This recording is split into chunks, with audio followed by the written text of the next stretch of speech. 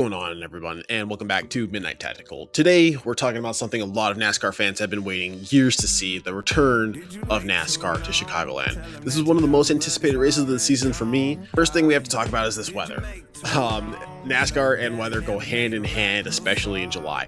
If you've been following this weekend, you already know that torrential rain absolutely destroyed the parking lots. They shut down all the grass parking Sunday morning, and they sent out a big Facebook message that I saw about it. I only attended Sunday's Cup race because, as many of you know, I work in law enforcement. 4th of July weekend is one of the busiest weekends of the year for police officers nationwide. By the time Sunday rolled around, the parking situation had completely changed. The main lots, again, like I said, were shut down because they had basically turned into one giant mud pit. No one could get out. It was a big mess. As you can see here, just cars spinning, doing the mud bog and everything like that. Instead, I was directed towards Route 66 Raceway, which is the drag strip and the dirt oval, where they said they would have shuttle buses running back and forth to the speedway, which they did. Luckily, I got there extremely early, so I didn't have any issues getting parked or catching a shuttle in the beginning. But from what I heard and from what people have been posting about online, a lot of fans weren't nearly as lucky. Some people reportedly missed around 30 laps of green flag racing just because they couldn't get into the facility, which is definitely unfortunate for this sold-out event. Once I finally got inside, though, things completely turned around. Honestly, I think this is one of the most things that there's ever been to do at Chicagoland Speedway. Walking down Champions Parkway, there was something happening everywhere you looked. There was driver Q&As. As you can see, here's one from Denny, where he's talking about him and Tyler Reddick. Is it all good, or is it kind of bittersweet because it's over one of your drivers as the owner? It's all good. It's all good. I truthfully didn't think that it was going to be potential involved. Some things, fortunate things go away. Some fortunate things did go away.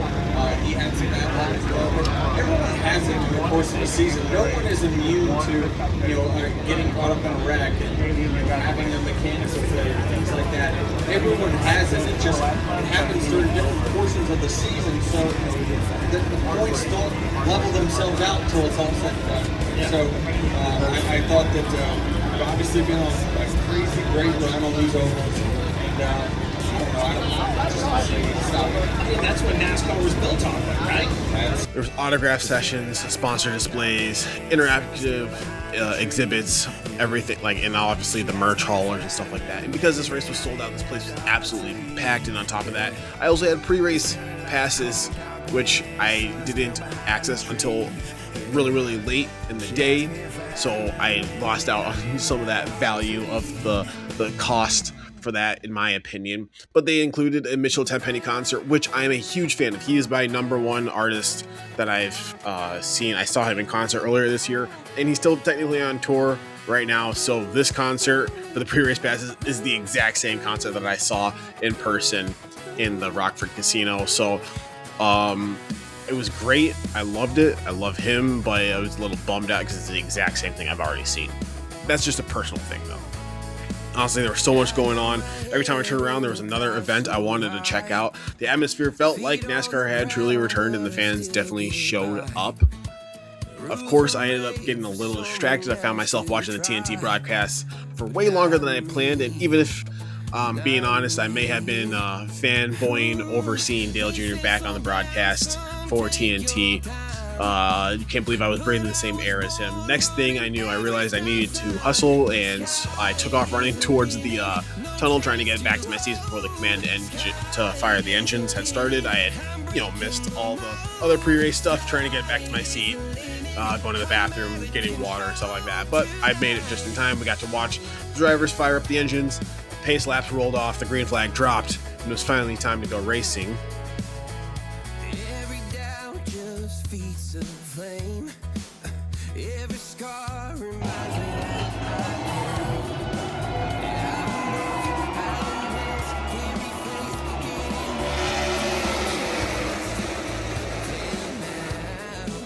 Race itself, I think everyone knows by now that the Toyotas were incredibly fast. Kyle Larson looked like one of the guys who could really challenge them early on, but if you had it known this, he actually attended the Goodyear tire test back in April or May, whenever it was, and Larson was here testing at Chicagoland. I have a video on my channel about that test. I'll leave that down below, but I think that's why he was running fast. Unfortunately, like Carl Larson does, he self-spun coming off of turn 4, but he had a really good, strong run going. For most of the afternoon, I thought the racing was fantastic. There were multiple grooves, tire wear, passing. It felt like classic Chicagoland, but there was comers and goers. But stage 3 rolled around, and there was some cloud cover that I noticed that came in. I thought it was a little bit of rain. Checked the radar. Obviously, it wasn't.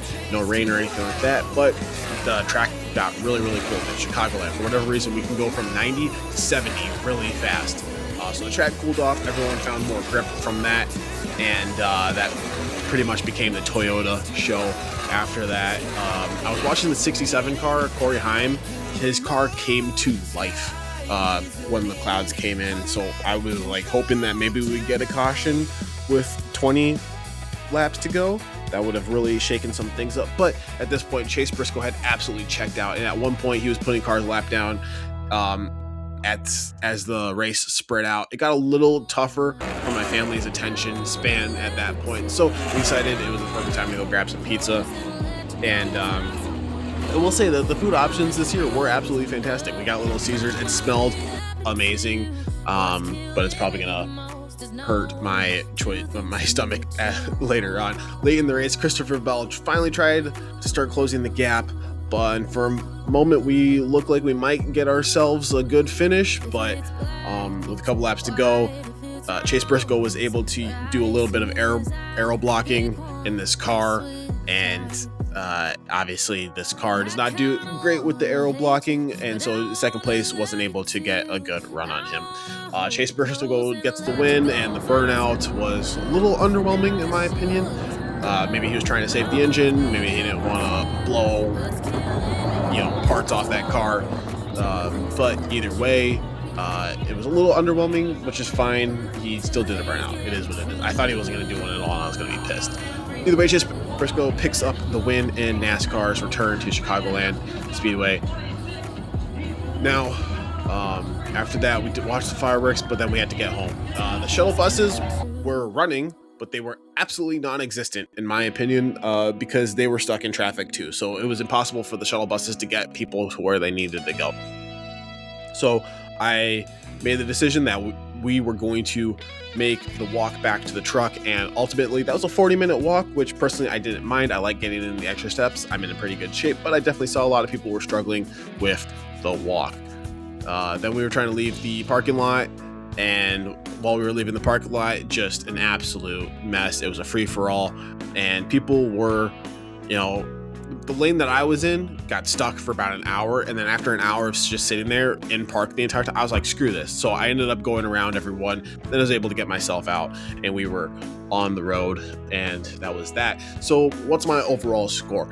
If the original parking lots hadn't been flooded, and if the cup race had stayed competitive all the way to the finish instead of turning it into a runaway, I honestly think the score could have been higher. But taking everything into account, I had an incredible time. My family had a great time. The atmosphere was amazing. The pre-race entertainment was excellent, and the facility was absolutely packed. And from everything I've seen online, NASCAR fans seem genuinely excited to have Chicagoland back on schedule. So for me, I'm going to give NASCAR's return to Chicagoland Speedway an 8 out of 10. Looking back at every NASCAR race I've attended at this track, I honestly rank this overall experience as my favorite. Now, I'd be remiss if I didn't mention the legendary Kyle and Kyle battle back in 2018. That race is still one of my all-time favorite memories at Chicagoland, and it's going to be tough to top that, obviously, with the recent year that we've had.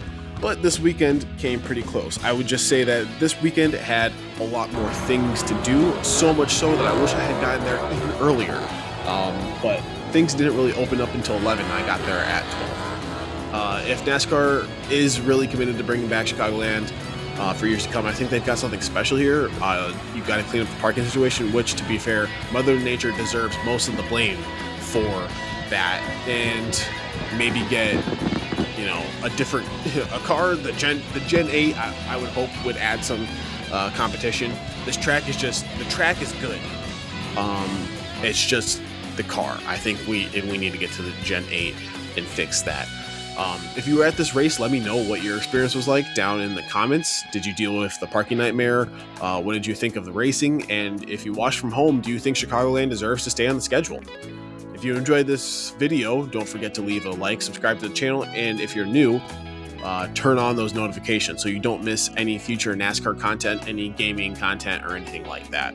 Really helps support the channel. It's completely free and lets me keep bringing you videos from races like this or making other videos in general. Thanks so much for watching. I'll see you guys in the next one. Peace out, brother.